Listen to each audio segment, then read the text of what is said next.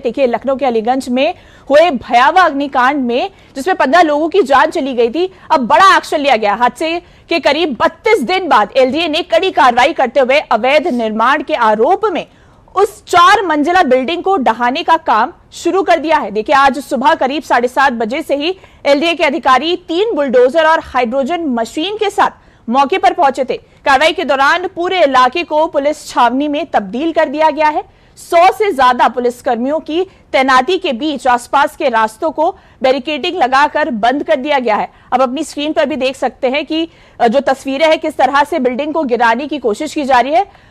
बल्कि सिस्टम की जो जवाबदेही है और प्रशासनिक कार्रवाई है, उसकी कहानी भी ये बयां कर रही है। इस खबर पर अधिक जानकारी के लिए देखिए, हमारे साथ अलीगंज में मौजूद हमारी संवाददाता पूजा पांडे भी जुड़ चुकी हैं, जो इस पर हमें अधिक जानकारी देंगी।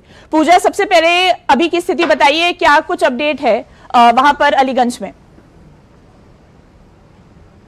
देखिए बरखा, सीधे तस्वीरों से ही शुरुआत करते हैं। ठीक मेरे पीछे एलडीए की जो बड़ी कार्रवाई है वो यहाँ पर देखने को मिल रही है। 15 दिन का जो नोटिस है वो दिया गया था, जिसके बाद कल जो पूरा है समय हो गया था और आज एलडीए के 45 से ज्यादा जो आला अधिकारी है वो यहाँ पर जेसीबी और बुलडोजर और हाइड्रोलिक जो मशीन है उसको लेकर यहाँ पर पहुंच चुके हैं। और आप देख सकते हैं स्क्रीन पर तस्वीरों में कि किस तरह से बड़ी जो कार्रवाई है वो यहाँ पर की जा रही है। इसको लेकर कहा जा रहा है कि आज से कल तक का जो समय है वो लग सकता है, लेकिन इन सबके बीच जिस तरह से बड़ी लापरवाही 22 जून को इस अग्निकांड के दौरान देखने को मिली थी, 15 लोग जो है इसमें मर गए थे, कई लोग घायल हुए थे, जिसके बाद एलडीए ने कहा जा सकता है कि खुद कार्रवाई करते हुए अब तमाम बच्चे और तमाम जो परिजन है उनके साथ जो न्याय है वो कर रहा है। और ये देखिए, तीसरे माले पर जो कार्रवाई है वो अपने अंजाम तक पहुंच रही है। इन सबके बीच आपको जानकारी दे दें कि 10 तारीख को एलडीए ने इसको मामले को लेकर आदेश जारी किया था, क्योंकि उससे पहले जवाब इसके मालिक से मांगा गया था।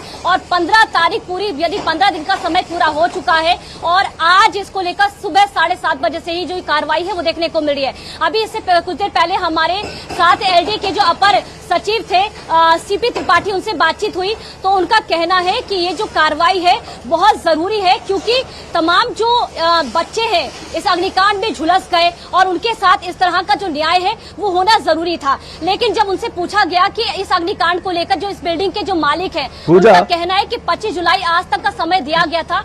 जी संतोष, हमें लगता है कि देर आए दुरुस्त आए। अगर एलडीए पहले ही जाग गया होता, जो अथॉरिटीज हैं जिन पर जिम्मेदारी थी, अगर पहले ही सचेत हो गई होती तो शायद इतनी बड़ी घटना न घटती। देखिए, अगर एलडीए की बात करें तो यहाँ पर 22 जून के बाद से ही जो एलडीए है वो यहाँ पर कार्रवाई में जुटा हुआ है, क्योंकि संतोष आपको जानकारी होगी कि 22 जून के बाद हमने देखा था 25 तारीख को ही यहाँ पर और 22 तारीख को ही एलडीए ने जो कार्रवाई है वो की थी, जिसके बाद समय दिया गया था, जवाब मांगा गया था बिल्डिंग के मालिक से कि आखिरकार बिल्डिंग को लेकर तमाम जो दस्तावेज है वो सौंपे जाए, जिसके बाद एक एक करके जो लापरवाही है वो यहाँ पर देखने को मिली। 10 जुलाई को एलडीए ने तुरंत जो आदेश है वो जारी किया और ये कहा कि जल्द से जल्द ये जो बिल्डिंग है उसे ध्वस्त किया जाए, नहीं तो एलडीए के तमाम जो आला अधिकारी है वो यहाँ पर पहुंचकर इसकी कार्रवाई करेंगे, बुलडोजर से इसे ध्वस्त किया जाएगा और इसका जो हर्जाना है यानी कि जो पूरा भुगतान है वो भी बिल्डिंग मालिक को देना पड़ेगा। तो अब ये समय पूरा हो चुका है। हालांकि आज भी हमसे जो इस बिल्डिंग के मालिक के जो वकील है वीरेंद्र शुक्ला, उनसे बातचीत हुई थी सुबह। उनका कहना है कि इसको लेकर वो कोर्ट में जा रहे हैं कि आखिरकार जब आज समय हो रहा था 25 तारीख का, तो इतनी अचानक से कार्रवाई क्यों की गई। लेकिन इन सब के बीच संतोष, बड़ा जो मैसेज है वो इस कार्रवाई के दौरान दिया जा रहा है कि अगर इस तरह की लापरवाही होगी तो खास तौर पर उत्तर प्रदेश में बिल्कुल भी बर्दाश्त नहीं किया जाएगा। और प्रशासन की तरफ से और एलडीए की तरफ से ये देखिए जो कार्रवाई है वो की जा रही है। हाइड्रोलिक मशीन यहाँ पर लगी हुई है, जेसीबी यहाँ पर लगी हुई है और बुलडोजर भी कहा जा रहा है कि 3 से 4 यहाँ पर तैनात किए गए। आसपास इलाके में सुरक्षा के इंतजाम भी किए गए हैं, वो भी तैनात किए गए। क्या आसपास इलाके में सुरक्षा के भी इंतजाम किए गए हैं? देखिए संतोष, आसपास लोगों को बिल्कुल भी यहाँ पर एकत्रित नहीं होने दिया जा रहा है, ताकि किसी भी प्रकार का जो कियोस्क है वो यहाँ पर केट जो देखने को है वो बिल्कुल भी ना मिले और जो एलडीए के तमाम जो आला अधिकारी हैं, जो कर्मचारी हैं, वो शांति से अपना काम कर सके। लेकिन जिस तरह से 5,000 स्क्वायर फीट का ये जो मकान है, कह सकते हैं कि जो बिल्डिंग है, उसको अभी यहाँ पर ध्वस्त करने में आज से कल तक का समय लग सकता है। और इसको लेकर कहा जा रहा है कि जो अभी हमारी जानकारी में सामने आए कि आगे और भी जो जेसीबी है या फिर जो बुलडोजर, मुझे एक चीज और समझना चाहिए, हमें लगता है कि ये ध्वस्तीकरण से जिस तरीके से एलडीए ने अब कार्रवाई की है, अब एक बड़ा संदेश भी जाएगा उन लोगों पर जिन्होंने अतिक्रमण कर रखा है, जिन्होंने गलत तरीके से मकान बना रखे हैं, जिन्होंने मकान में भी कहा जा सकता है दुकान खोल रखी है। एक बड़ा संदेश जाएगा। देखिए संतोष, तस्वीरों के साथ ही आपको दिखाएंगे और आपने जो सवाल किया है बहुत महत्वपूर्ण है, क्योंकि यहाँ पर लगातार लोगों से हमारी बातचीत हुई है। उनका कहना है कि रिहायशी ये बिल्डिंग थी, कहीं और इसको इसके किसी और इस्तेमाल में लगाया जा सकता था, लेकिन कुल मिलाकर संदेश का ही मामला है, मैसेज का मामला है कि अगर कहीं पर भी पूरे उत्तर प्रदेश में देख ले, लखनऊ में देख ले, तो लापरवाही बिल्कुल भी बर्दाश्त नहीं की जाएगी। और इसीलिए सुबह 7:30 बजे से करीब ये जो कार्रवाई है एलडी की तरफ से देखने को मिली। कैमरा पर्सन से रिक्वेस्ट करेंगे कि ज्यादा से ज्यादा जो तस्वीरें हैं वो दिखाने की कोशिश बिल्कुल करें। पूजा, ये भी जानना चाहेंगे कि एलडी की तरफ से देखिए जो बिल्डिंग के मालिक है उन पर तो कार्रवाई हो ही रही है, लेकिन उन पर भी बेहद जरूरी कार्रवाई है जिन्होंने ये बिल्डिंग बनाई है, उन अधिकारियों को जिन्होंने इस तरह की बिल्डिंग बनाई है और जिस पर देखिए कुछ समय पहले 15 लोगों की जान भी चली गई थी। पूजा देखिए बरखा, क्योंकि 2017 से पहले का ये मामला है, 2016 में भी इस मामले को लेकर तमाम जो जानकारी है सामने आई थी, तमाम जो डॉक्यूमेंट्स है, तमाम जो दस्तावेज है वो सामने आए थे। तस्वीरें लगातार रोहित आप दिखाते रहिएगा, आपसे अपील है।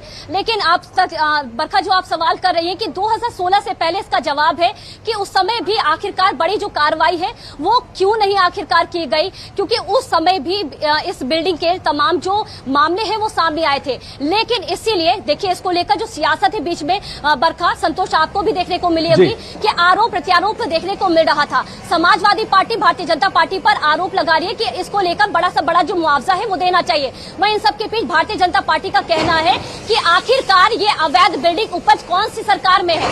2016 में ये जो मामला है पकड़ में आ गया था, तो सरकार की तरफ से कार्रवाई क्यों नहीं की गई। और बरखा आपके सवालों का जवाब यही है कि आखिरकार हम आपसे अपील करेंगे कि आसपास सुरक्षा जो है उसके क्या कुछ इंतजाम है, अगर उसकी भी तस्वीरें आप हमारे दर्शकों को दिखा पाए।